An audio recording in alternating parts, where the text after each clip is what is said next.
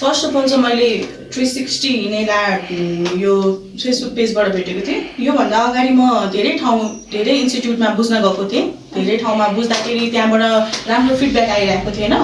अनि जुन ठाउँमा बुझ्न गएको थिएँ म त्यो ठाउँमा चाहिँ राम्रो इन्भाइरोमेन्ट जस्तो मलाई लागेन। अनि जुन लास्टमा म यो 360 नेल आर्टमा आएँ, यहाँबाट चाहिँ मैले राम्रो फिडब्याक अनि त्यसपछि राम्रो इन्भाइरोमेन्ट देखेँ होइन। जे होस् नेल सम्बन्धी एकदम राम्रोसँग सिकाउनुहुन्छ भन्ने मलाई भयो। त्यसपछि म यहाँ आएँ अनि यहाँ आएपछि यहाँनिरको सबै इन्भाइरोमेन्टहरू हेरेँ, मलाई एकदम राम्रो लाग्यो। अनि मैले यहीँ सिक्छु भन्ने आफूलाई गरेर अनि म यहाँ आएर सिक्न थालेँ।